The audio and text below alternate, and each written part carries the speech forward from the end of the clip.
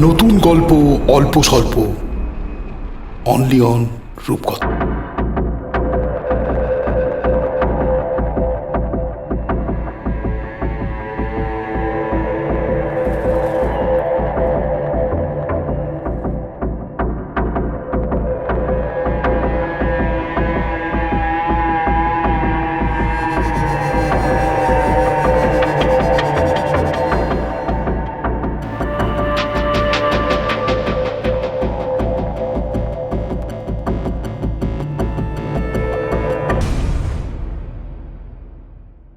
বাংলা সাহিত্য জগৎকে সাজাতে ও জীবন্ত করে তুলতে কিছু ভৌতিক, কাল্পনিক গল্প, কবিতা ও রহস্যের জাল দিয়ে সাজানো আমার এক বিশেষ নিবেদন রূপকথা। নমস্কার, আমি অঙ্কুশ মৈত্র। আমার লেখা কালিকাচরণ তান্ত্রিকের জীবন মরণ, অমরের ভয়, পরীর চোখ ও কালচক্র এই গল্পগুলো আপনারা এর আগেই শুনেছিলেন। যারা এখনও শোনেননি তাদের সুবিধার্থে পরপর একসাথে সকল গল্পগুলো শোনার জন্য আমি ডেসক্রিপশন বক্সে একটি লিঙ্ক দিয়ে রেখেছি। আজ আপনার জন্য আমার লেখা কালিকাচরণ তান্ত্রিকের পঞ্চম গল্প মিতু পাগলি। প্রধান চরিত্রে কালিকাচরণ তান্ত্রিক, অমর, মোহন সেন, মিতু পাগলি, জ্ঞানানন্দ গোস্বামী এবং ভবতান্ত্রিক। গল্প পাঠে শিল্পী আর আমি। এই গল্পের সকল অলৌকিক বর্ণনা শুধুমাত্র গল্প বানানোর উপাদান মাত্র। আশা করব আপনারা কুসংস্কার মুক্ত হয়ে শুধু গল্প শোনার আনন্দে আমার এই লেখাটাকে গ্রহণ করবেন। শুরু হচ্ছে কালিকাচরণ তান্ত্রিকের পঞ্চম গল্প মিতু পাগলি। বিকেল গড়িয়ে সন্ধে নামতে আর দেরি নেই। কলেজ স্ট্রিট মার্কেটে অনেক দিনের পুরনো কল্পতরু দশকর্মার ভাণ্ডারটা চোখে পড়তেই তার দিকে এগিয়ে গেলাম। হাতে একটা লম্বা ফর্দ। শিবতলা মন্দিরের পুজোর জিনিসগুলো আজ না কিনলেই না। দোকানের ভিতর তখন বিশুদা তার প্রকাণ্ড ভুঁড়িটা নিয়ে দিব্যি আরামে ডান হাতে তালপাতার পাখার বাতাস টানতে টানতে ঘুমের ঘোরে মাঝে মাঝে সামনের দিকে ঝুঁকে পড়ছিল। আমি তাই দেখে বললাম, আরে দাদা, শুধু দোকানদার হয়ে খদ্দেরের আশায় রাস্তার দিকে হাঁ করে বসে থাকলে তাতে আর টাকা আসে না, ঘুমই আসে। আমার কথায় বিশুদা চমকে উঠল। তা আপনার ছেলেটা কোথায় গেল? ওকে তো দোকানে দেখছি না। বিশুদা বলল, ওই পোড়া মুখটার কথা আর বলো না ভায়া, আশেপাশে হবে বিড়ি টানতে গেছে বোধ হয়। তা ফর্দটা দাও দেখি, মালগুলো গুছিয়ে দিই। এই বলে বিশুদা কাজে লেগে পড়ল। পুজোর জিনিস নিয়ে দোকান থেকে বেরোতে যাচ্ছি, এমন সময় আমার এক বন্ধু মোহন সেন আমার কাছে এগিয়ে এসে বলল, আরে অমর না, কেমন আছিস? এখন কোথায় থাকিস? গুরুদেবের কৃপায় চলে যাচ্ছে বন্ধু। এই তো সামনের রাজেন্দ্রদেব লেনে ঠনঠনিয়া কালীবাড়ির কাছেই থাকি। মোহন বলল, গুরুদেব মানে? তুই তাহলে গুরু খুঁজে পেয়েছিস? কিভাবে? সে অনেক কথা, এবার বল তুই এখানে কি কাজে? মোহন বলল, অফিসের কিছু জিনিস কিনতে এখানে এসেছিলাম। ও আচ্ছা, তাহলে আজ রাতটা আমার ওখানে থেকে গেলে হয় না? কাল আমার ওখান থেকেই তুই অফিসে চলে যাস। মোহন বলল, থাকতে পারি, তবে তোর গুরুকে খুঁজে পাওয়ার ঘটনাটা খুলে বলতে হবে। দেখ, বলবি তো? আমি বললাম, যদি সাক্ষাৎ গুরু দর্শন করিয়ে দিই তাহলে চলবে তো? দৌড়বে ভাই। চল চল তাহলে এখান থেকে সোজা গুরুদেবের বাড়ি হয়ে তারপর বাড়ি ফিরব, কেমন? গুরুদেবের কি নাম? ধন্বন্তরী জ্যোতিষ কালিকাচরণ তান্ত্রিক। মোহন বলল, শুনেছি সত্যিকারের তান্ত্রিকরা নাকি যা বলে তাই সত্যি হয়ে যায়। তবে ভয়ও লাগে, কখন আবার কি বলে বসে। ভয় কিসের, আমি তো আছি। ঠনঠনিয়া কালীবাড়ির পাশ দিয়ে একটা মোড় ঘুরতেই চোখে পড়ল ছোট্ট একটা তেলে ভাজার দোকান। সেখানে তখন সবেমাত্র দোকানদার গরম তেলে ভাজা ঝাঁঝরি করে তুলছে। সেখান থেকে খান দশেক তেলে ভাজা কাগজের ঠোঙায় পুড়ে দাম মিটিয়ে বেরিয়ে এলাম। আর দুপা এগোতেই পৌঁছে গেলাম কালিকাচরণের একতলা বাড়ির সামনে। বাড়ির গায়ে সেই পুরনো টিনের সাইনবোর্ডের বদলে একটা মোটা স্টিলের বোর্ড চোখে পড়ল। এই বোর্ডটা আমার কাছে নতুন লাগলো। তাতে লেখা, আপনার নিঃশ্বাসে যদি থাকে বিশ্বাস তবেই প্রতিকার সম্ভব, যে কোনো সমস্যার সমাধানে সিদ্ধহস্ত। এছাড়া হাত দেখা কোষ্ঠী বিচার করা হয়। শ্রী কালিকাচরণ জ্যোতির্বিনোদ। দরজায় কড়া নাড়তেই দরজা খুলে দিল একটি ছেলে। আমি বললাম, তুমি কে ভাই? ঠিক চিনলাম না যে। এমন সময় ভিতর থেকে গুরুদেবের গলা ভেসে এলো, বাইরে কে এসেছে গোপাল? আমি বললাম, গুরুদেব আমি অমর। এবার ভিতর থেকে বলতে শুনলাম, আয় ভিতরে আয়। আমি মোহনকে নিয়ে সামনের ঘরে প্রবেশ করলাম। দেখলাম কালিকাচরণ বসে আছে একটা গালিচা পাতা কাঠের আসনের উপর। কোলের উপর একটা পুঁথি, সামনে একটা প্রদীপ জ্বলছে, পাশে একটা ত্রিশূল মাটির উপর খাড়া করে দাঁড় করানো। গুরুদেব প্রণাম। কালিকাচরণ বলল, তোরা দুজনে ওই কম্বলের আসনে বস। এবার মোহন হাত জোর করে প্রণাম করল। গুরুদেব, এটা আমার বাল্যবন্ধু মোহন সেন। দেশের বাড়িতে আমরা একসঙ্গে বড় হয়েছি। আজ অনেক দিন পর দেখা হলো। কথায় কথায় আপনার কথা আসতেই ও বলল আপনার সাথে দেখা করতে চাই, তাই সঙ্গে করেই নিয়ে এলাম। কালিকাচরণ বলল, তা বেশ। এবার ওই গোপাল বলে ছেলেটাকে ডাকলো। গোপাল। তখনই সেই ছেলেটা পাশের ঘর থেকে ছুটে আসলো। গুরুদেব, এটা কে? পাশেই থাকে, দুপুর আর রাতের খাবারটা ওই বানায়। এই বলে গোপালকে বলল, তুই মুড়ি আর চায়ের ব্যবস্থা কর। ছেলেটি মাথা নাড়ল। আমি তখনই গরম তেলে ভাজা ঠোঙাটা ওই ছেলেটার হাতে দিয়ে দিলাম। ছেলেটি চলে যেতেই কালিকাচরণ বলল, মোহন, তোমার বাবার শরীর বর্তমানে বড় খারাপ যাচ্ছে। তোমার নিজেরও কাজে অনেক বাধা আসছে। ছোট্টবেলায় তুমি বাগানের উত্তর দিকে মাটি খুঁড়তে গিয়ে একটা নারায়ণ শিলা পেয়েছিলে। তারপর থেকে তোমাদের আর্থিক অবস্থার অনেক উন্নতি হয়েছে। কি ঠিক বললাম তো? মোহন চমকে উঠে বলল, আপনার সব কথাই ঠিক। আমার সময় এখন খারাপ যাচ্ছে বলে আমি অনেক জ্যোতিষীর কাছে গেছি। তাদের দেওয়া আংটি তাবিজ সবই ধারণ করেছি, কিন্তু কথার মাঝখানে কালিকাচরণ বলল, ওই সবে কোনো কাজ হবে না। এখন তোমার শনিদেবের 7.5 দশা চলছে। 7.5 বছর এমনভাবেই চলবে। এই দশা মানুষের জীবনে 3 বার আসে। তোর বয়স যখন 12 বছর ছিল তখন তোর আর্থিকভাবে অনেক উন্নতি হয়েছে। এখন তোর বয়স 30-32 হবে, কি তাই তো? মোহন মাথা নাড়ল। খুব সাবধান, এখন কিন্তু শনির দণ্ডে তোর কোনো আপনজনকে সে কেড়ে নিতে পারে। ঘরের মিয়মান প্রদীপের আলোয় কালিকাচরণের কথাগুলো যেন দৈববাণীর মতন শোনালো। মোহন বলল, তাহলে এর থেকে রক্ষা পাওয়ার কোনো উপায় বলে দিন। উপায় একটাই আছে। শনি 7.5 দশা চলাকালীন কোনো তান্ত্রিক বা জ্যোতিষের কাছে যাবি না। তোর বাড়িতে যে নারায়ণ শিলাটা আছে, যেটা বাগান থেকে মাটি খুঁড়ে পেয়েছিলি, ওটার মাথায় প্রতি মাসে চন্দন আর তিলবাটা দিয়ে মাখিয়ে 108টা তুলসী পাতা নিবেদন করবি।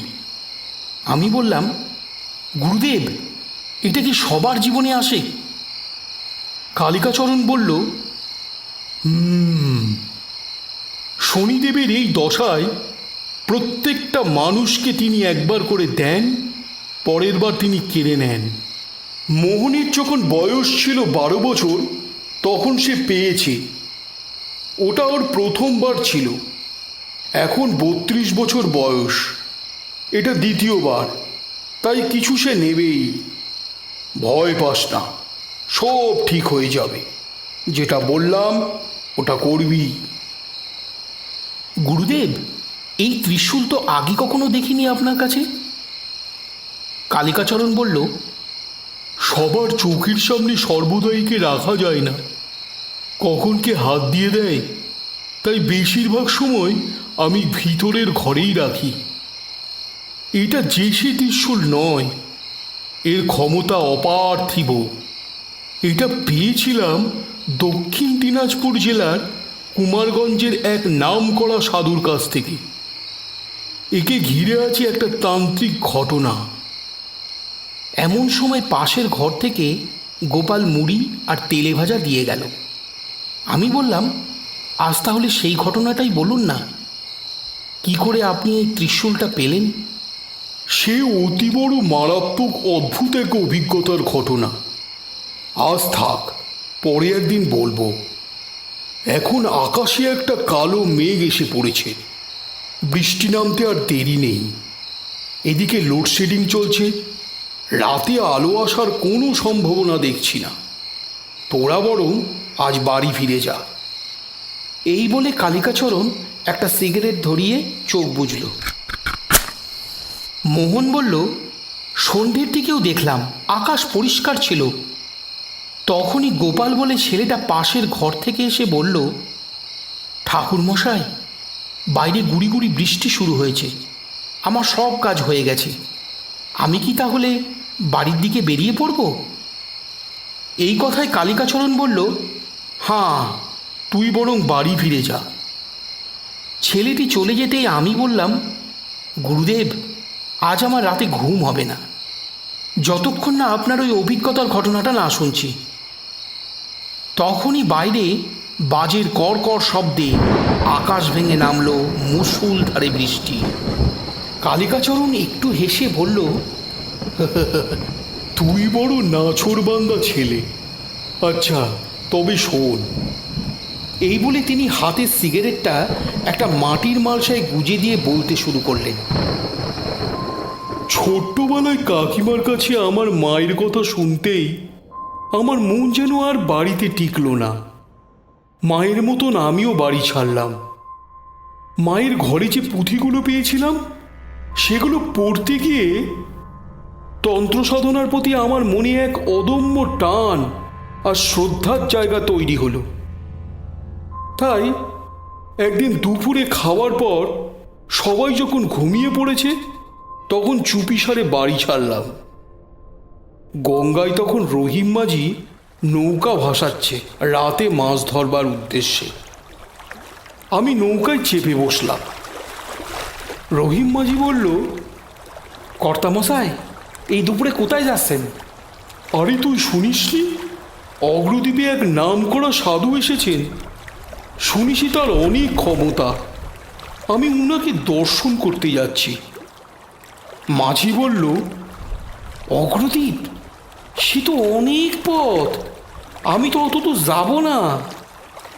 আচ্ছা, তো যতদূর যাবি আমাকে সেখানেই নামিয়ে দিস। অনেকটা পথ নৌকায় এসে এবার মাঝি বলল, কর্তামশাই, আমি এর বেশি আর যাব না। এটা সংখ্যাই গ্রাম। এখান থেকে 5 মাইল হাঁটলেই অগ্রদ্বীপে পৌঁছে যাবেন। তবে সামনের রাস্তা ভালো না, পথে জঙ্গল পড়বে। রাত নামতে আর বেশি দেরি নেই। আপনি বরং আজ রাতটা এই গ্রামেই থেকে যান, কাল ভোরে আবার যাত্রা করবে। আচ্ছা, চলি। পেন নাম নেবেন কর্তা? এই বলে রহিম মাঝি নৌকা ঘুরিয়ে ফিরে যেতে লাগলো। গঙ্গার পার বেয়ে সরু পথ ধরে কিছুটা এগোতেই পথটা 2 ভাগে ভাগ হয়েছে। একটা চলে গেছে ঘন কালো অন্ধকারের দিকে, আর একটা পথ অস্পষ্ট দেখালেও অনেক দূরে বিন্দু বিন্দু আলোর দেখা মিলছে। আমি ওই পথ ধরেই হাঁটতে লাগলাম। অনেকটা পথ হেঁটে বেশ ক্লান্ত হয়ে পড়েছিলাম। তখনই কানে এলো একটা গরুর ডাক। মনে হলো আমি সংখ্যাই গ্রামে পৌঁছে গেছি। গ্রামটায় ঘনবসতি নেই। একটু ছাড়া ছাড়া ঘর বাড়ি, আম কাঁঠাল আর বাঁশবনে ভরা। হঠাৎ করে গঙ্গার ঠান্ডা বাতাস আমার ক্লান্ত শরীরকে কাঁপিয়ে দিয়ে গেল। তখনই সামনে চোখে পড়ল একটা বড় আম গাছের নিচে ধানের গোলা, তার পাশ দিয়ে ঘাস বিছানো সরু পথ, যেটা বেশ সুন্দর একটা বাড়ির সামনে গিয়ে মিশেছে। বাড়িটা দেখে সেখানেই আজ রাতটুকুর জন্য আশ্রয় নেব ভাবলাম। ভিতরে যেতেই দেখলাম পাকা বাড়ি নয়, মাটির দেওয়ালের উপর পোড়ো চালার বড় বড় ৬-৭খানা ঘর মাঝখানের উঠোনকে ঘিরে দাঁড়িয়ে আছে। একপাশে একটা বড় মাটির চারি, তার পাশে ৩টে গরু মেঝেতে বসে উনুনের ধোঁয়ার মধ্যে জাবর কাটছে। একটা ঘরে লণ্ঠনের আলোয় কেউ যেন বাউল গানের সুর ধরেছে। অপরদিকে আর একটা ঘরে উনুনের ধোঁয়ায় সবে রান্না চেপেছে। সব মিলিয়ে বাড়িটাতে সম্পূর্ণ গৃহস্থের লক্ষণ ফুটে বেরোচ্ছে। উঠোনে দাঁড়িয়ে এদিক ওদিক তাকাচ্ছি। একটা বাচ্চা মেয়ে এগিয়ে এসে বলল, কি চাই? এই কথা শুনে বাউল গান থামল, আর লণ্ঠনের আলো হাতে বেরিয়ে এলো এক কালো মতন মধ্যবয়স্ক লোক। আমি লোকটিকে দেখে বললাম, অনেক দূর থেকে আসছি, রাত্রিটা একটু থাকবার সুবিধা হবে কি? লোকটি আসুন আসুন করে আমাকে দাওয়ায় বসতে বলল, পা ধোয়ার জল দিল। লোকটির নাম মলয় সান্যাল, ব্রাহ্মণের বাড়ি। লোকটি বেশ ভালো, রাতে খাওয়ার ব্যবস্থা করে দিল, আর সামনের একটা ঘর খুলে দিয়ে বলল, আপনি এই ঘরেই বিশ্রাম নিন। তখনকার দিনে গ্রামের মানুষের আতিথেয়তা বড় সুন্দর ছিল। সেদিন যখন সবাই রাতে শুয়ে পড়েছে, আমি শুতে যাব, এমন সময় শুনলাম বাড়ির সেই ছোট্ট মেয়েটা বাইরে ফুপিয়ে ফুপিয়ে কাঁদছে। আর তার বাবা মলয় সান্যাল বলছে, কাঁদিস না মা, তোর মা যে আর কিছুদিনের অতিথি, কাঁদিস না। এই কথায় আমি বাইরে বেরিয়ে এলাম। আমাকে আসতে দেখে মলয় সান্যাল বললে, আপনি এখনো ঘুমাননি? আমি বললাম ঘুম আসছিল না। আচ্ছা, ওই ঘরে যিনি আছেন তিনি আপনার বউ? মলয় সান্যাল কিছুক্ষণ চুপ করে থেকে বললেন, কঠিন ব্যায়াম ডাক্তার বৈদ্যি করেছি, কিন্তু সবই যে ব্যর্থ। তবে আমার গুরুদেব বলেছিলেন বাঁচানোর একটা উপায় আছে, কিন্তু সেটা সম্ভব নয়। আমি বললাম, কি এমন কাজ যেটা সম্ভব নয়? লোকটি আবার কিছুক্ষণ চুপ করে থেকে মেয়েটিকে বলল, মা, তুই এবার ঘরে যা। এই বলতেই মেয়েটি ঘরে চলে গেল। লোকটি এবার বলল, শুনে কি করবেন যেটা সম্ভব নয়? আমি বললাম, আপনি বলুন না। লোকটি উজ্জ্বল চোখে আমার দিকে তাকিয়ে বললে, গুরুদেব বলেছিলেন আমার বইয়ের যে ব্যাধি হয়েছে সেটা সারানো সম্ভব নয়। এর একটাই উপায় হলো, যদি কোনো অল্প বয়সী ছেলে এই রোগ নিজের মধ্যে নেয়, তবেই আমার বউ বেঁচে উঠবে। এই বলে লোকটি ঘরের একটা তাক থেকে মাটির মালসায় ঢাকা কিছু একটা নিয়ে এলো। আমি বললাম, এটা কি? লোকটি সেই মালসাটাকে কপালে ঠেকিয়ে বললে, এর মধ্যে গুরুদেবের দেওয়া মন্ত্রপ্রত ফুল আছে। এই ফুল হাতে নিয়ে একটা মন্ত্র উচ্চারণ করে বিছানার চারিপাশে 7 বার পাক দিলে আমার বউয়ের শরীরে যে মারণ ব্যাধি বাসা বেঁধেছে সেটা দূর হয়ে যাবে। কিন্তু আমি বললাম, কিন্তুটা কি? লোকটি বললে, যেই কার্য করবে তার শরীরে যেই ব্যাধি চলে আসবে। আমি বেঁচে থাকতে কাউকে এই কাজ করতে বলতে পারি না। একদিন আমি নিজেই এই প্রক্রিয়া করেছিলাম। ভেবেছিলাম সমস্ত কষ্ট আমি আমার শরীরে নেব, কিন্তু কাজ হয়নি। শুনেছিলাম সদ্গুরুরা বলেন প্রকৃত সাধনা করতে গেলে নিজের জীবনের মায়া করলে কখনো প্রকৃত সাধনায় সফলতা অর্জন করা যায় না। এদিকে আমার তখন যৌবন বয়স, আমি কালিকাচরণ, আমার মনে ভয় নেই, নেই কোনো সংকোচ, মনে অগাধ সাহস। আমার কপালে যা আছে তাই হবে, এই ভেবে ধাঁ করে বলে দিলাম, দিন তো ওই মালসাটা।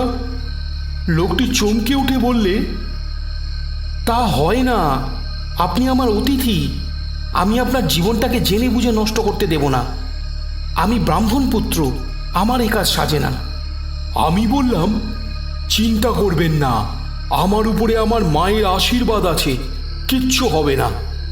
এই বলে লোকটির হাত থেকে মালসাটা নিয়ে সোজা ঘরে প্রবেশ করলাম।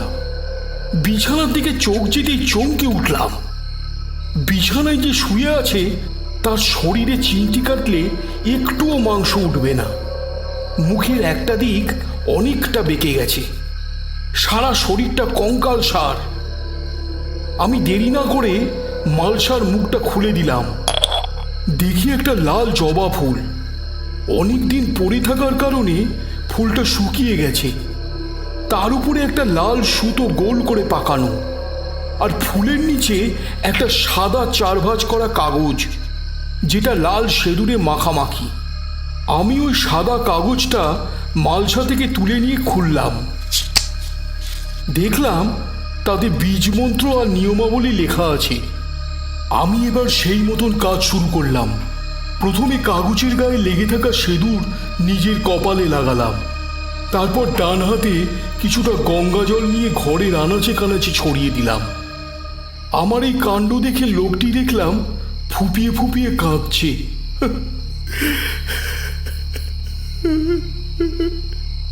তারপর মন্ত্র পড়তে পড়তে হাতে ওই লাল সুতো নিয়ে বিছানার চারিপাশে ঘুরতে আরম্ভ করলাম।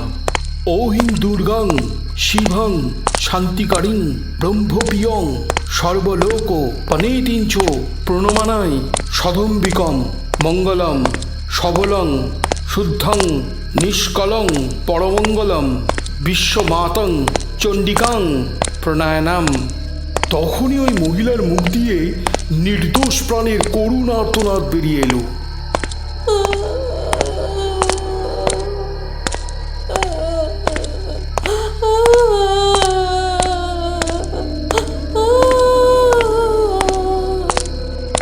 ধর্মড়িয়ে উঠে বসলো বিছানায়।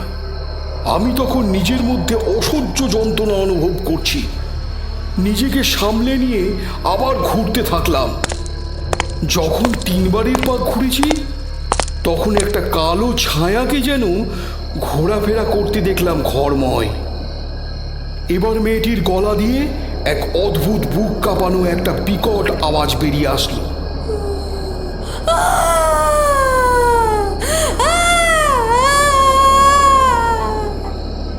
আমি যখন পঞ্চম পাকে লাল সুতোয় বিছানাটাকে আবদ্ধ করলাম তখন বাইরে উঠল প্রচণ্ড ঝড়।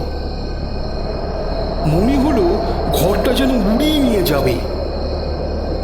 দেখলাম মলয় স্যান্ডাল ঘরের বাইরে দাওয়ায় দাঁড়িয়ে থরথর করে কাঁপছে।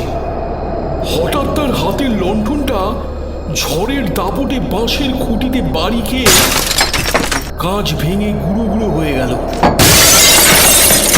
শুনতে পেলাম ঝড়ের শব্দের মধ্যে কার যেন বীভৎস হুঙ্কার। বাতাস ঘরের খোলা দরজা দিয়ে হু হু করে ঢুকতে লাগলো।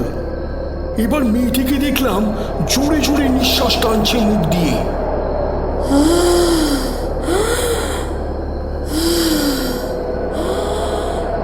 মনে হচ্ছে ঘরের বাতাসকে যেন সে একাই টেনে নিচ্ছে। এইভাবে একসময় সপ্তম পাকে পড়লাম। দেখি মেয়েটি আমার নাম জোরে জোরে উচ্চারণ করছে।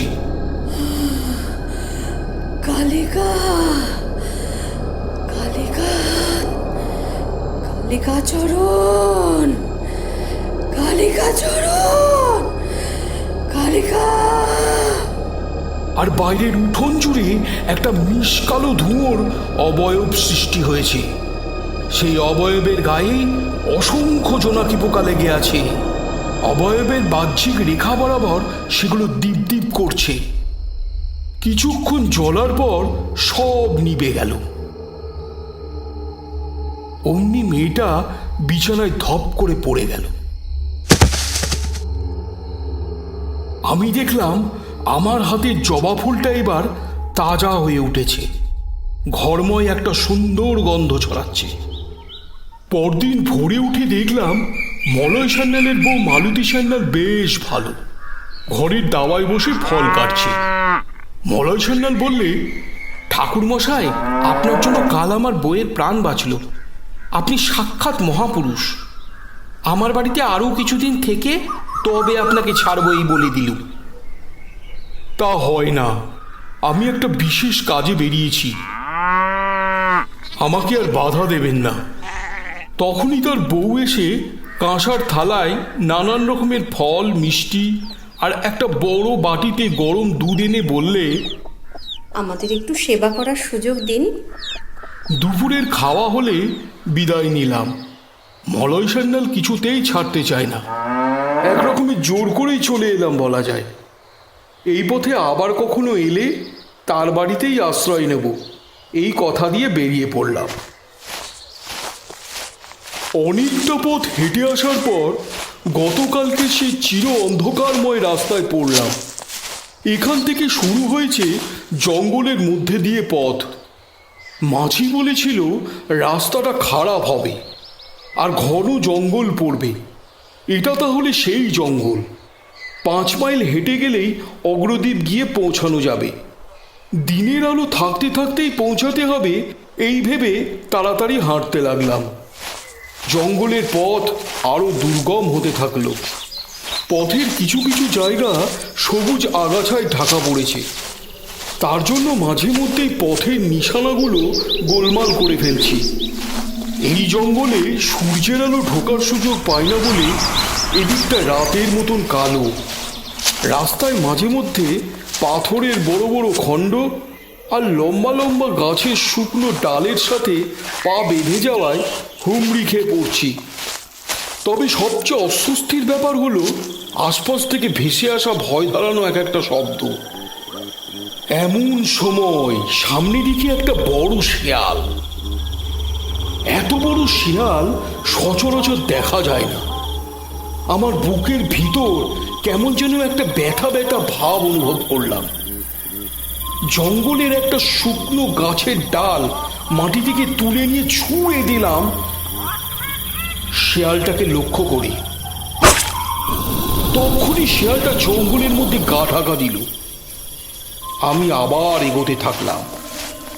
অনেকটা যাওয়ার পর জঙ্গলের ধারে একটা ডোবা চোখে পড়ল। ডোবার পাড়ে একটা বড় বটগাছ, তার ডালপালা ছড়িয়ে প্রেতের মতন দাঁড়িয়ে আছে। এমন সময় কানে এলো একটা খসখসে শব্দ। আমি চারিদিকে দেখলাম। চোখ গেল এবার ডোবার ঠিক উল্টো দিকে। দেখি সেই শিয়ালটা ডোবার একেবারে পাশে উঁচু মাটির ঢিবির উপর দাঁড়িয়ে, চোখগুলো জলজল করছে, লক্ষ্য আমার দিকে। এই বুঝি আমার উপর ঝাঁপিয়ে পড়বে সে। আমার বুকটা কেঁপে উঠল। আমি চোখ সরাতে গিয়ে ডোবার জলে চোখ গেল। আমি চমকে উঠে 2 পা পিছিয়ে গেলাম। ওটা কে? ডোবার জলে যে প্রতিবিম্বটা ভেসে উঠেছে ওটা শিয়ালের নয়, একটা মেয়ের, যার চুল আলু থালু, হাতে একটা সদ্য কাটা পশুর মুন্ডু, যার গলা দিয়ে তখনও রক্ত টপ টপ করে পড়ছে। আমি এই দেখে একটা পাথরের টুকরো তুলে নিয়ে ছুঁড়ে দিলাম শিয়ালটাকে লক্ষ্য করে। পাথরটা অনেক দূর গিয়ে জলে পড়ে গেল। অমনি শিয়ালটা ওখান থেকে সরে গেল। ডোবার জলে তখন হালকা ঢেউয়ে প্রতিবিম্বটা এঁকে বেঁকে লম্বা হয়ে মিলিয়ে গেল। আমি এইসব দেখে আবার হাঁটতে লাগলাম। এক সময় দেখলাম আমি একটা বিশাল মাঠের প্রান্তে এসে দাঁড়িয়েছি। চারিধারে একবার চোখ বুলাতেই অবাক হয়ে গেলাম। মাঠটা বেশ বড়, লম্বা ঘাস আর জঙ্গলে বোঝাই। তারই মাঝে একটা বহুদিনের পুরনো জরাজীর্ণ কালী মন্দির জঙ্গলাবৃত হয়ে পড়ে আছে। এই মন্দিরের ত্রিসীমানায় কোনো গ্রাম বা জনবসতি নেই। এইদিকে তখন বিকেলের আলোটুকু দূরের জঙ্গলের উঁচু উঁচু গাছের পিছনে লুকাতে বসেছে। মোহন বলল, একা একা আপনার ভয় করলো না? কালিকাচরণ বলল, না, ভয় করবে কেন? যে মন্দিরে মা বিরাজ করে সেখানে ভয় কিসের? আর আমি তো আগেই বলেছি আমার জন্ম শ্মশানে। যাই হোক, আমি মন্দিরের দিকে এগোতে লাগলাম। মন্দিরের সামনে গিয়ে দেখি ভিতরে মায়ের মূর্তি। আমি সবেমাত্র প্রণাম করেছি, অমনি গলাটা জ্বালা করতে লাগলো। বসে পড়লাম মন্দিরের এক কোণে। শুরু হলো অসহ্য কাশি।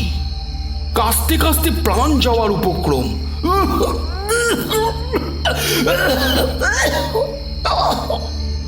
বার কয়েক কাশার পর চমকে উঠলাম। দেখলাম কাশির দমকে এবার মুখের ভিতর থেকে বেরিয়ে পড়েছে কোটি কোটি রক্তের ছিটা। শেষকালে একেবারে খানিকটা তাজা রক্ত গলা দিয়ে উঠে এলো।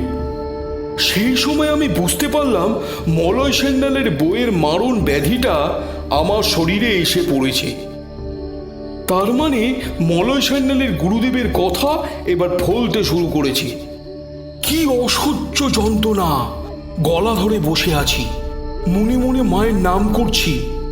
বুঝতে পারছি আমার অন্তিম সময় এসে গেছে। তখনই গম্ভীর ভারী গলায় মন্দিরের পিছন থেকে কে যেন বলে উঠল, এখানে কি চাই? কি ভয়ানক গলার স্বর! সামনে এসে দাঁড়ালো এক সন্ন্যাসী বাবা, পরনে রক্তাম্বর, দুই চোখ বাদ দিয়ে সবটাই দাড়ি, গোপ আর জটার জঙ্গল, গলায় অনেকগুলো রুদ্রাক্ষের মালা। সন্ন্যাসী বললে, কি দরকার এখানে? আমার তখন গলার ভিতরটা জ্বলে যাচ্ছে। আস্তে আস্তে চোখের সামনে সব যেন ঝাপসা হয়ে যাচ্ছে। ধীরে ধীরে চোখের পাতায় নামলো ঘোর অন্ধকার। চোখের উপর একটা তীব্র আলোর ছটা পড়তেই আমার চোখ খুলল। দেখি ভোর হয়ে গেছে।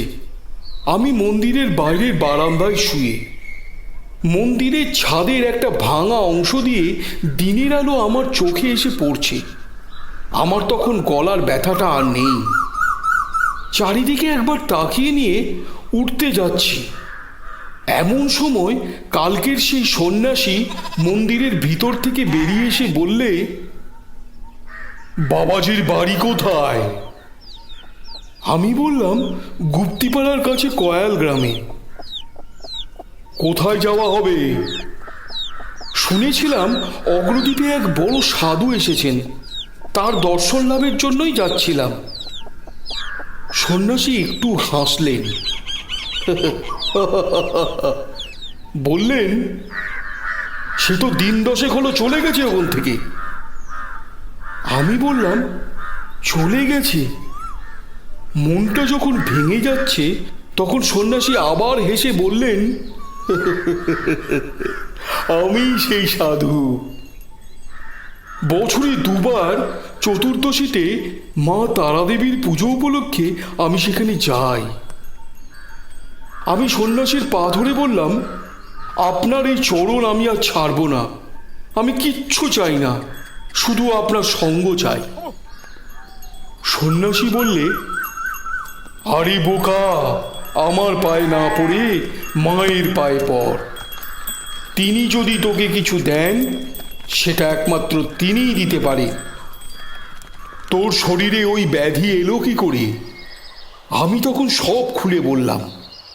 সব শুনে সন্ন্যাসী বললে, ওইসব নিম্নমানের মারণ উচাটন ক্রিয়া, যা মানুষের ক্ষতি করে। উচ্চমার্গের সাধনা করতে হলে নিজেকে সেই জায়গায় নিয়ে যেতে হয়। তোর মধ্যে সেই ক্ষমতা আছে। যাবি আমার মৃত্যু মায়ের কাছে? আমি বললাম, কোথায় গেলে তার দর্শন পাবো বাবা? সন্ন্যাসী কিছুক্ষণ আমার মুখের দিকে তাকিয়ে থেকে বললে, মন্দিরের পিছনে আমবাগানের পর শুরু হয়েছে একটা বড় শ্মশান। সেখানে কোথাও একটা জায়গায় লুকিয়ে থাকে, সবাইকে দেখা দেয় না। সে কিন্তু অনেক উচ্চকোটি মার্গের তান্ত্রিক সন্ন্যাসী। মা আমার বেজায় রাগী, মনটা বড় ভালো। দেখ তোকে দেখা দেয় কিনা। এই বলে সন্ন্যাসী জঙ্গলের দিকে চলে গেলেন। আমি মন্দিরের মা কালীকে প্রণাম করে বেরিয়ে পড়লাম শ্মশানের দিকে। আমবাগান পেরোতেই পাশ দিয়ে বয়ে যাচ্ছে মা গঙ্গা। তারই পার ধরে এগোতে লাগলাম। মিনিট 15 হাঁটতেই দেখি সামনে এক বড় শ্মশান। যতদূর চোখ যায় তাকিয়ে দেখলাম কেবল পোড়া পোড়া কাঠের গুঁড়ি, ছেঁড়া মাদুর, কাঁথা, ভাঙা কলসি আর পাটকাঠি। আরও কিছুটা এগোতেই দেখলাম মাটির উপর দুটো বাঁশের খুঁটি লম্বা করে বাঁধা, তারই উপর ছেঁড়া কাপড় হাওয়ায় উঠছে। এই দিকে গাটা শিরশির করে উঠল। তবে কি এই জনমানবহীন শ্মশানে কেউ থাকে? তখনই ধাঁ করে মনে পড়ে গেল সন্ন্যাসীর কথা। তিনি বলেছিলেন মিতুমা এখানেই লুকিয়ে থাকেন।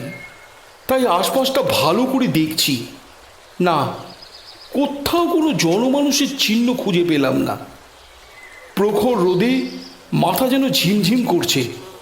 তাই সামনে একটা বটগাছ চোখে পড়তেই তার নিচে গিয়ে বসলাম। কিছুক্ষণ পর দেখতে দেখতে অনেকগুলো অভিভাবকহীন কুকুর এদিক ওদিক থেকে বিকট চিৎকার করতে করতে ধেয়ে আসলো আমার দিকে। আমি তখন বুঝতে পারছি না কি করব। তখনই একটা মেয়েলি গলা কানে এলো। তোরা এত চিৎকার করছিস কেন? এই বলতে কুকুরগুলো শান্ত হয়ে যে যেখানে ছিল সেখানেই বসে পড়ল। আমি অবাক হয়ে মেয়েটিকে খুঁজতে লাগলাম। এমন সময় চোখে পড়ল একটা মোটা লতা পাতায় জড়ানো বটগাছের ডালে কেউ বসে আছে। আমি চমকে উঠলাম। দেখি একটা মেয়ে, যার গায়ে একটা শতছিন্ন ময়লা কাপড় জড়ানো, মাথার চুলগুলো এলো করে ছড়ানো, যার বেশিরভাগ অংশেই জটা ধরেছে। ওই আলুথালু বিকট মলিন চেহারা দেখে মনে হলো বদ্ধ পাগলি আর উন্মাদ। সন্ন্যাসী যার কথা বলেছেন তিনি এ হতেই পারে না। এমন সময় মেয়েটি বললে, তুই কে? এখানে কি করতে এসেছিস? আমি আমার মনের ভাব চেপে রেখে বললাম, আমি আমার মাকে খুঁজতে এসেছি। মেয়েটি এবার বিকট হাসি হেসে বললে,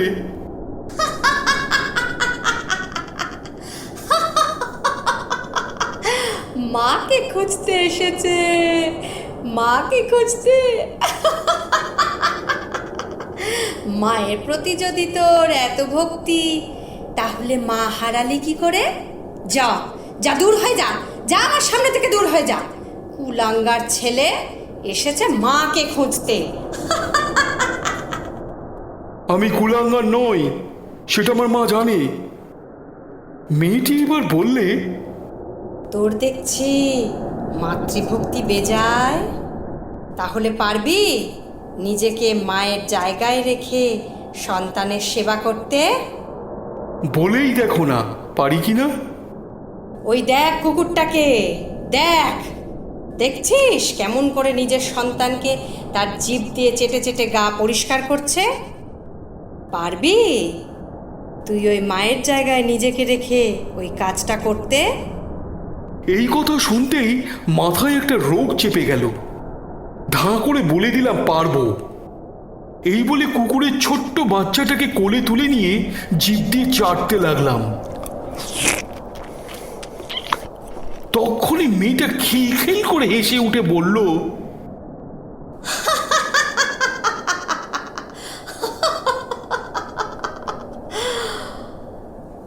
ওটা কুকুর।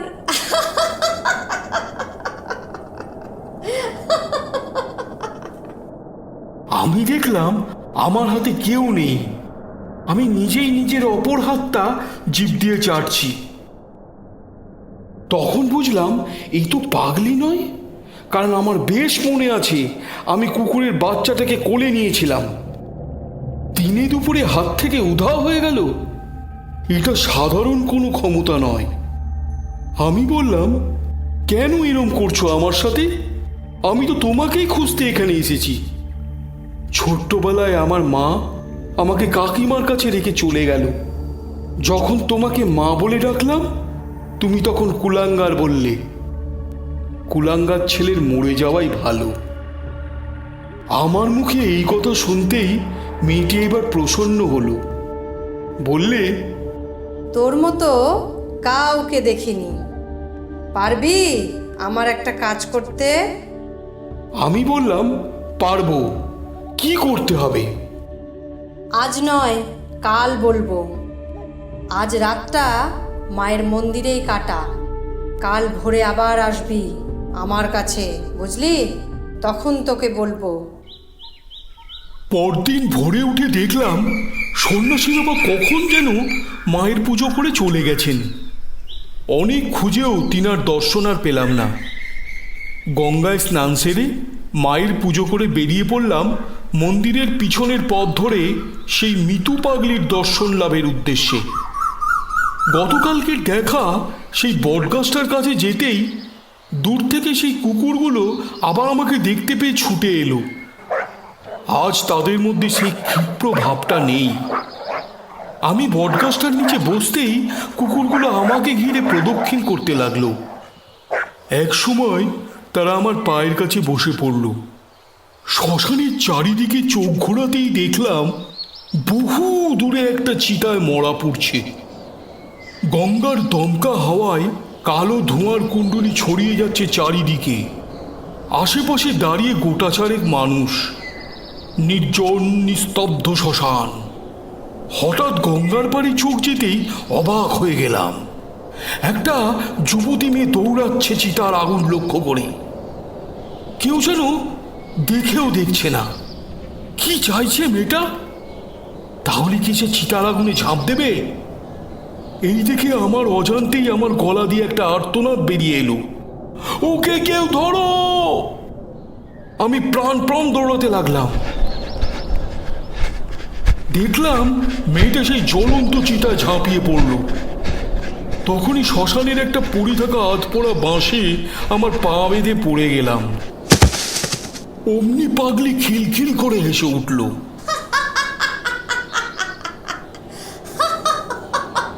রাগে দুঃখে তখন আমার চোখে জল এসেছে।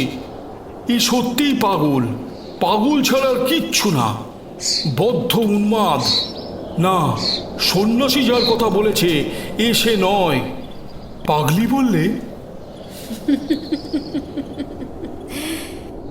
মরিচিকার পিছনে ছুটে গিয়ে পড়লি তো? আয়, আমার কাছে আয়। এই কথায় আমার রাগ যেন কোথায় উবে গেল। পাগলি আমায় জাদু করলে নাকি?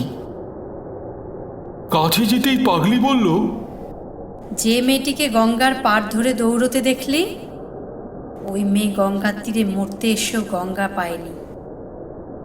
মেয়েটির অশান্ত অতৃপ্ত আত্মা বারবার শ্মশানের চিতায় ঝাঁপ দিয়ে তার মুক্তির পথ খুঁজে যাচ্ছে। তোকে আমার একটা কাজ করে দিতে হবে, পারবি? বললাম পারবো। তখন পাগলি বললে, তোকে আমি একটা বীজ মন্ত্র দিচ্ছি। এটা তোর সকল কাজে একটা বড় অস্ত্র হয়ে থেকে যাবে। এর ক্ষমতা অনেক। এর দ্বারাই জাগতিক শক্তিকে তুই নিজের মধ্যে জাগিয়ে তুলতে পারবি। বল, ওম রিং ক্রিং ওম। এই 4 মন্ত্র নিঃশ্বাস ফেলার সঙ্গে সঙ্গে তোর মধ্যে একটা পবিত্র ইচ্ছার জাগরণ হবে। ওম বলে নিঃশ্বাস নিলে জানবি পৃথিবীর তেজ আর জল, এই শক্তি দুটো তোর নিঃশ্বাসের সঙ্গে শরীরে প্রবেশ করলো। রিং শব্দ হলো মায়া মুক্ত শক্তির প্রতীক, আর ক্রিং হলো চেতনা ও তেজ শক্তির প্রতীক। এই দুটো বীজ রিং আর ক্রিং মিলে গেলে নিজের মধ্যে এক আলো সৃষ্টি করে, যে আলোয় না দেখা জিনিসও দেখা যায়। পাগলির মুখে এইসব শুনে আমি চমকে উঠলাম। এবার পাগলি বললে, দক্ষিণ দিনাজপুর জেলার কুমারগঞ্জের পূর্ব দিকে মনোহর বাজারের কিছুটা দূরে একটা গুপ্তযুগের পুরনো শিব মন্দির আছে, যেখানে জ্ঞানানন্দ গোস্বামী নামে একজন সিদ্ধ পুরুষ দীর্ঘ 200 বছর ধরে সৎ সমাধিস্থ হয়ে আছেন। ঈশ্বরের অষ্টম মার্গের মধ্যে সর্বশেষ মার্গ হল সৎ সমাধি। এই সময়ে সাধক তার স্থূল শরীর রেখে যেখানে ইচ্ছা যেতে পারে।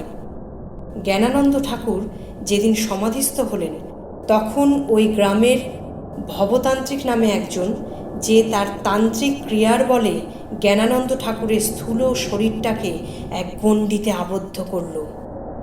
তোকে ওখানে যেতে হবে আর যমদেবের পুজো করে জ্ঞানানন্দ ঠাকুরের আত্মার মুক্তির পথ করে দিতে হবে। বল, পারবি এই কাজ করতে? আমি বললাম, পারবো। পাগলি বললে, ভবতান্ত্রিক ভয়ানক মানুষ, ওর মধ্যে এমন সব শক্তি আছে তোর সর্বনাশ করে দিতে পারে। তাই তোকে সাবধানে এই কাজ করতে হবে। আমি তোকে একটা জিনিস দিচ্ছি, এই নে, এটা সর্বদা গলায় পরে থাকবি। এই বলে পাগলি তার গলা থেকে একটা রুদ্রাক্ষের মালা খুলে আমাকে পরিয়ে দিল।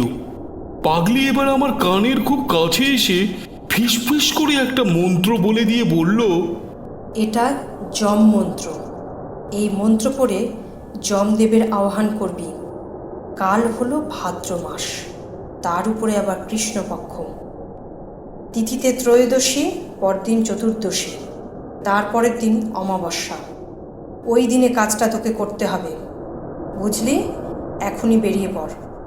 এখান থেকে কিছুটা দূর গেলে মুক্তার ঘাট পড়বে, ওখান থেকে নৌকা পেয়ে যাবি। যা, ঈশ্বর তোর মঙ্গল করুন।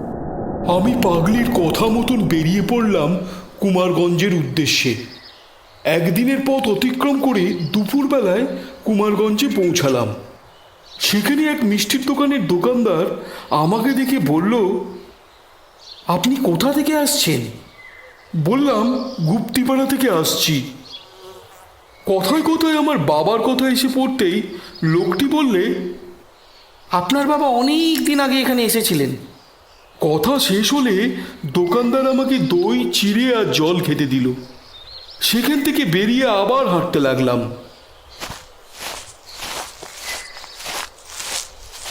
সারাটা দিন প্রায় মাইল 15 হেঁটে সন্ধে নাগাদ পৌঁছালাম মনোহর গ্রামের শেষ প্রান্তে।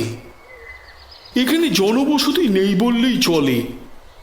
রুক্ষ প্রান্তরের মধ্যে দিয়ে একটা ছোট্ট কি যেন নদী তীর তীর করে বয়ে চলেছে। নদীর ধার ধরে অনেকটা আসার পর চোখে পড়ল একটা বড় বট গাছ, যার নিচে একটা শিব মন্দির। দেওয়ালে লম্বা লম্বা ইঁটগুলো দেখে বোঝা গেল এটা গুপ্তযুগেরও আগের মন্দির। বটগাছটা অনেকটা বড়, কত নাম না জানা পাখির বাস।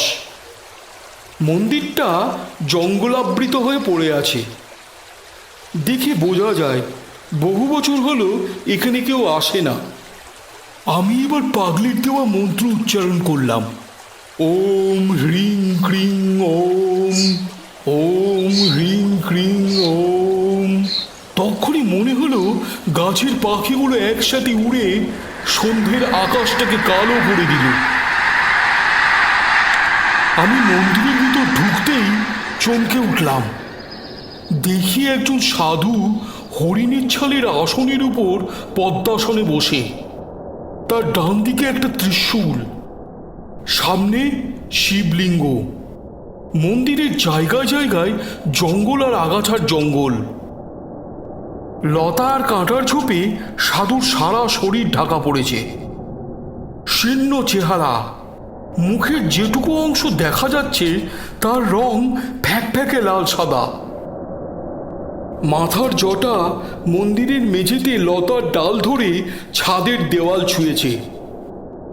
পাগলির বলা কথা মিলে যেতেই বুঝলাম ইনি হচ্ছেন তাহলে জ্ঞানানন্দ গোস্বামী ঠাকুর। আমি প্রণাম করে মন্দিরের কিছুটা অংশ পরিষ্কার করে নিলাম। আমার কাছে মোমবাতি ছিল, সেটা জ্বালতেই মনে হলো বাতাস যেন ভারী ভারী ঠেকছে। দূর থেকে একটা অজানা জন্তুর ভয় ধরানো বিকৃত স্বরে কোনো বিপদের সংকেত শোনাচ্ছে।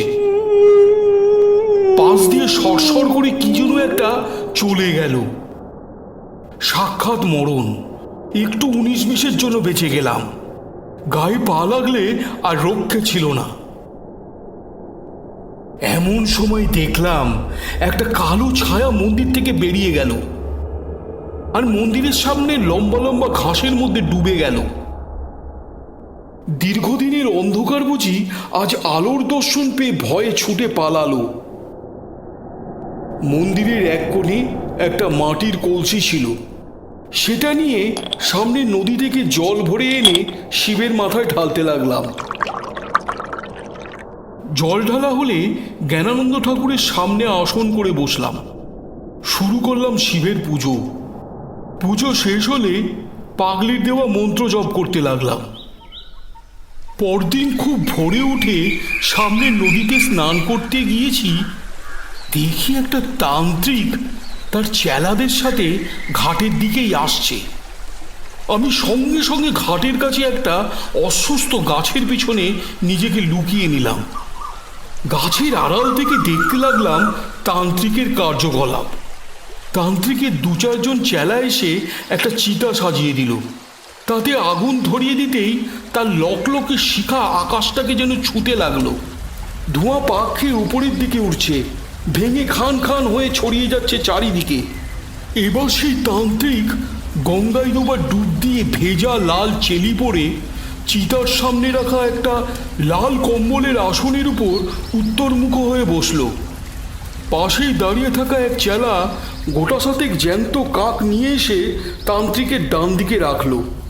প্রতিটা কাকের 2টি পা লাল সুতো দিয়ে বাঁধা।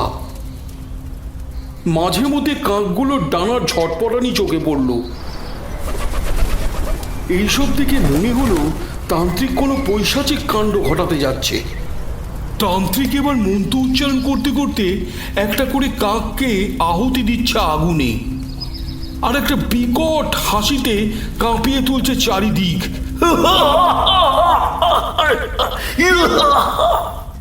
কাকগুলো বিকট চিৎকার করে চিরদিনের জন্য স্তব্ধ হয়ে যাচ্ছে। এইভাবে 7টা কাকের প্রাণের আহুতি দেওয়া হলে তান্ত্রিক একটা মরার খুলিতে করে সেই চিতাভস্য নিয়ে এগিয়ে আসতে লাগলো মন্দিরের দিকে। আমার বুকের ভিতর তখন যেন কেউ বলছে, সামনে বিপদ। আমি অশ্বস্থ গাছের ডাল বেয়ে গাছের অনেকটা উপরে উঠে গেলাম। এবার দেখলাম তান্ত্রিক মরার খুলি থেকে চিতাভস্য নিয়ে মন্দিরের চারিদিকে গণ্ডি কেটে দিল। একজন চেলা বলল, বাবা, এই গণ্ডি কি তাহলে কেউ আর পেরোতে পারবে না? তান্ত্রিক চিৎকার করে বলল, আমি ভবতান্ত্রিক, যাকে যমও ভয় পায়। আমি তান্ত্রিকের নামটা শুনে চমকে উঠলাম। পাগলি তাহলে এর কথাই বলেছিল? কি ভয়ানক মানুষ! তান্ত্রিক চলে যেতেই আমি গাছ থেকে নেমে এলাম। দেখলাম যে গাছে আমি আশ্রয় নিয়েছিলাম ওটা গণ্ডির মধ্যেই আছে।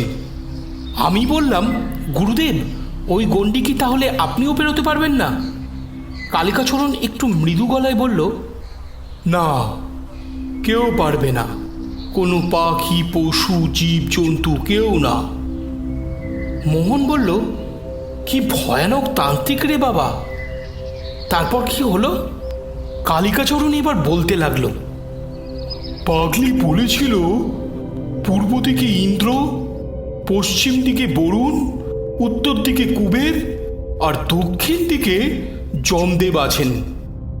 তাই মন্দিরের দক্ষিণ কোণ করে আসন করে বসলাম। তখনই আকাশ কালো করে এলো, নামলো ঝমঝম করে বৃষ্টি। হঠাৎ দেখলাম একটা বড় বেজি মন্দিরের দিকে ছুটে আসছে। একে আমি এর আগেও দেখেছি, তাই না দেখা করেই যমদেবের পুজোতে মন দিলাম। এইভাবে কিছুক্ষণ কাটার পর কানে এলো বিকট একটা করুণ আর্তনাদ। সামনে তাকাতেই দেখি ওই বেজিটা তান্ত্রিকের মন্তব্যত গণ্ডির ঠিক মাঝখানে মরে পড়ে আছে। সারা শরীর যেন কেঁপে গেল এক আতঙ্কে। মন স্থির করে পাগলির দেওয়া যম মন্ত্র উচ্চারণ করতে লাগলাম।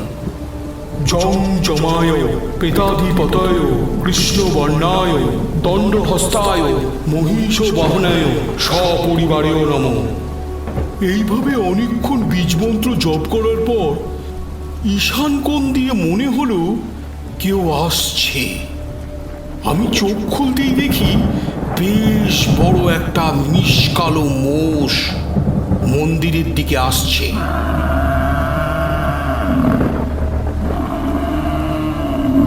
আমার সারা শরীর দিয়ে একটা ঠান্ডা বরফের জল গড়িয়ে গেল। আমি আগেই বলেছিলাম জায়গাটা জনবসতি শূন্য। তাহলে এই প্রাণী এলো কোথা থেকে? এবার আরো একটা আশ্চর্য জিনিস দেখলাম। মোষটা বিকট চিৎকার করে তান্ত্রিকের সেই মন্তব্যত গণ্ডিটাকে পেরিয়ে ভিতরে চলে এসেছে। আমি ভয়ে চোখ বন্ধ করে আরো জোরে জোরে মন্ত্র পড়তে লাগলাম। মনে হলো মোষটা মন্দিরের ভিতরে ঢুকে গেল। তার কিছুক্ষণ পর কানে এলো একটা স্নেহময় ডাক, কালিকাচরণ, কালিকাচরণ, চোখ খোল বাবা। আমি ধীরে ধীরে চোখ খুললাম। দেখলাম চারিধার ধোঁয়ায় আচ্ছন্ন। সামনে দাঁড়িয়ে আছে সেই সাধু যে আমাকে মৃত্যু পাগলির কথা বলেছিল। সাধুর শরীর দিয়ে এক জ্যোতি বেরোচ্ছে, যার আলো আমার সারা শরীরকে শীতল করে দিয়েছে। আমি বললাম, প্রণাম গুরুদেব, আপনি এখানে? সাধু বললে, পাগল ছেলে আমার, এখনো চিনলি না আমি কে? তুই তো আমারই মুক্তির জন্য এখানে এসেছিস। আমি জ্ঞানানন্দ স্বামী। তোর সাধনা সফল হয়েছে। মন্দিরের ভিতর একটা ত্রিশূল আছে, ওটা তোকে দিলাম। ওর ক্ষমতা অসীম। তুই তোর সাধনা দিয়ে সব সময় একে জাগিয়ে রাখবি। ব্রহ্মা বিষ্ণু মহেশ্বর তিনটি শূলে পূজিত হবে। যখনই ত্রিশূল তোর হাতে উঠবে তখনই জানবি তোর শত্রুর বিনাশ ঘটবে। তাই এর অপব্যবহার করবি না। এই বলে চারিধার যেন আবার অন্ধকার হয়ে গেল, যেমনটা আগে ছিল। আমি আসন ছেড়ে মন্দিরের ভিতর যেতেই দেখি হরিণের ছালের আসন ফাঁকা, ভিতরে কেউ নেই। তখন বুঝলাম সাক্ষাৎ যমদেব এসেছিলেন মোষের রূপ ধরে। পরদিন ভোরে একটা অবিশ্বাস্য ঘটনা ঘটল। আমি ফিরবো বলে মন্দির থেকে বেরোচ্ছি, হাতে আমার গুরুদেবের দেওয়া ত্রিশূল। বাইরের দিকে চাইতেই দেখি সেই ভবতান্ত্রিক আর তার পিছনে সারা গ্রামের লোক মন্দিরটাকে ঘিরে দাঁড়িয়ে। তান্ত্রিকের চেলারা সেই মিষ্টির দোকানের দোকানদারটাকে একটা মোটা দড়ি দিয়ে বেঁধে রেখেছে। এবার ভবতান্ত্রিক আমাকে দেখিয়ে দোকানদারটিকে বলল, কিরে মিহির, এই সেই ছেলে যে গতকাল দুপুরে এই দিক প্রাণে এসেছিল? দোকানদার বললে, হ্যাঁ হ্যাঁ এই। এবার ভবতান্ত্রিক বিকট হেসে বললে, কে রে তুই? এই মন্দিরে আমার অনুমতি বিনা কেন প্রবেশ করেছিস? আমি ধাঁ করে বলে দিলাম, আমি কালিকাচরণ, আপনার মতন পাপাচারী তান্ত্রিক নয়, যে শুধু মানুষ মারতে শিখেছে। এই কথায় ভবতান্ত্রিক বললে, তবে রে বেটা। ছুটে এসে আমার হাত থেকে ত্রিশূলটা কেড়ে নিতে যাচ্ছিল, অমনি দেখলাম বিকট একটা চিৎকারে নিজের হাতটা ধরে সেখানেই বসে পড়ল।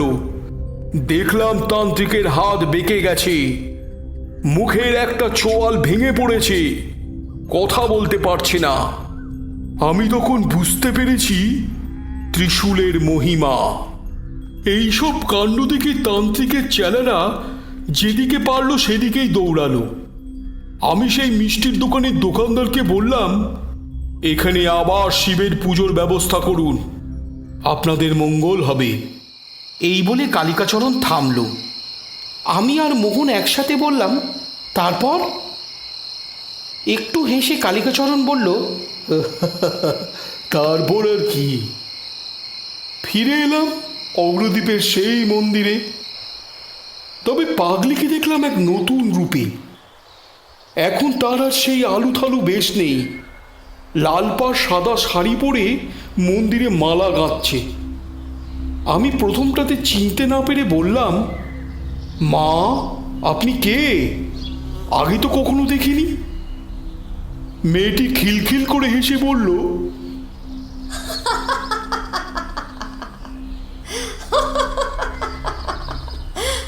মরণ, আমাকে চিনতে পারছিস না? আমি চমকে উঠলাম। সেই পাগলি তো, সেই হাসি, সেই কথা বলার ভঙ্গি। এবার পাগলি বললে, শোন, তবে তুই যোগমায়ার সাধনা কর। তোর সাধনায় যদি 64 যোগিনী সন্তুষ্ট হয়, তাহলে তোর সিদ্ধি লাভ হয়ে যাবে। নিয়ম আমি বলে দেব। 64টা দেবীকে আলাদা আলাদা করে পুজো করতে হবে। পুজো চলাকালীন দেবীরা তোকে নানাভাবে পরীক্ষা নেবে। তুই তোর সাধনায় লীন থাকবি, ভয় পাবি না। মা যে কোনো রূপে কিন্তু তোকে পরীক্ষা নিতে পারেন, সেটা সৌম্যমূর্তি বা রুদ্র অথবা চণ্ডী, যে রূপ হোক না কেন। তুই কিন্তু ভয় পাস না। যদি রুদ্র চণ্ডী রূপে দেখা দেয়, তাহলে মা ভয়ঙ্কর, সেখানে মা বলিপ্রিয়া। তখন কিন্তু মা বলি চাইবেন। নিজেকে বলি দিয়েও মাকে যদি পেয়ে যাস, তাহলে তোর সাধনায় সিদ্ধি লাভ হবে। পাগলির মুখে এইসব শুনে আমার মাথা কেমন গোলমাল হয়ে গিয়েছিল। এবার পাগলি যেমন যেমন বলল, আমি তেমন তেমন করতে লাগলাম। পরদিন সন্ধ্যের পর শ্মশানের সেই বটগাছটার নিচে আসন করে বসলাম। পাগলি আমার কানে কানে একটা মন্ত্র বলে দিল। সেটাই আমাকে জপ করে যেতে হবে অনবরত। মনে মনে ভাবলাম, আজ আমাকে নির্বিঘ্নে নির্লিপ্তভাবে উত্তীর্ণ হতে হবে সকল পরীক্ষায়। হঠাৎ একবার শিয়াল ডেকে উঠল নদীর ধারের একটা কাঁটা ঝোপের আড়াল থেকে। সেই নির্জন শ্মশানে শিয়ালের ডাক আমার সর্বাঙ্গকে কাঁপিয়ে দিল। কৃষ্ণপক্ষের চতুর্দশী, গঙ্গার বাতাস বজ্রগম্ভীর স্বরে বয়ে যাচ্ছে শ্মশান জুড়ে। আমি চোখ বুজে এক মনে পাগলির দেওয়া বীজমন্ত্র জপ করতে লাগলাম। একত্রিভিতা দেবী কোটি ধরান্তরূপিণী, অঙ্গাঙ্গ কৈর নমো ভেদ কালিকেতি নময়তে। কিছুক্ষণ পর কানে এলো শ্মশানের চারিধার দিয়ে খসখস শব্দ করে অনেকগুলো জীব আমার খুব কাছে এগিয়ে আসছে। যখন খুব কাছে এসে গেছে, দেখি ওগুলো পশু না, হামাগুড়ি দিয়ে অনেকগুলো কালো কালো মানুষের মূর্তি, যাদের চোখ নেই, ভুরু নেই, গায়ে কোনো বস্ত্র নেই। এরা কারা? ভয় চোখ বন্ধ করে নিলাম। আমি নিজের মনে আরো সাহস এনে জোরে জোরে মন্ত্র পড়তে লাগলাম। একসময় বুঝতে পারলাম, ওই কালো কালো হামাগুড়ি দেওয়া মানুষগুলো আমার কাঁধে ভর দিয়ে একে একে আমার পিছনের বটগাছটায় উঠে যাচ্ছে। এইভাবে কিছুক্ষণ চলার পর আবার সব শান্ত। হঠাৎ করে আকাশ ভেঙে বৃষ্টি নামলো, তার সাথে ঝোড়ো হাওয়া। বসে থাকা যাচ্ছে না, ঝড়ের এত দাপট। নিজের মন্ত্র আমি নিজেই শুনতে পাচ্ছি না। তখনই একটা খিলখিল করে হাসি। আমি ভাবলাম মৃত পাগলি এলো বুঝি। চোখ খুলতেই দেখি এক মর্মান্তিক দৃশ্য। কেউ কোথাও নেই। হঠাৎ বটগাছের উপর থেকে পড়লো একটা নগ্ন মেয়ের দেহ, যার সারা শরীর ক্ষতবিক্ষত, রক্তে রক্তাকার কাণ্ড। কোনো নরকের পিশাচ তার নখ দিয়ে হাঁচড়ে হাঁচড়ে তার পরম তৃপ্তি লাভ করেছে। মেয়েটার দেহটা একটু নড়ল, মুখটা ঘোরাতেই আমার সর্বাঙ্গ কেঁপে উঠল। এটা তো মিতু পাগলি। আমি চোখ বুজে নিলাম, ভাবতে পারছি না কি করব। তখনই মনে পড়ল মার সেই পুঁথির কথা, যেখানে মা বলেছিল তন্ত্রশাস্ত্রে 9টি আচার আছে: বেদাচার, বৈষ্ণবাচার, শৈবাচার, দক্ষিণাচার, সিদ্ধাচার আর বামাচার। আর এই বামাচার ঋণ সাধনার শ্রেষ্ঠ অঙ্গ। মনে যদি আবেগ আনি এখন, তাহলে এই আচার ভঙ্গ হবে। তাই আবার মন্ত্র পড়তে লাগলাম। এক সময় চারিদার শান্ত হয়ে গেল। এতটা শান্ত আগে কখনো হয়নি, যেখানে বাতাসেরও প্রবেশ নিষেধ। তখনই একটা গলা ভেসে এলো, কালিকাচরণ, চোখ খোল। আমি চোখ খুললাম। কি আলোর ছটা, দেখা যায় না। ধীরে ধীরে সেই আলো মলিন হয়ে এলো। ফুটে উঠল এক এলোকেশী মেয়ে।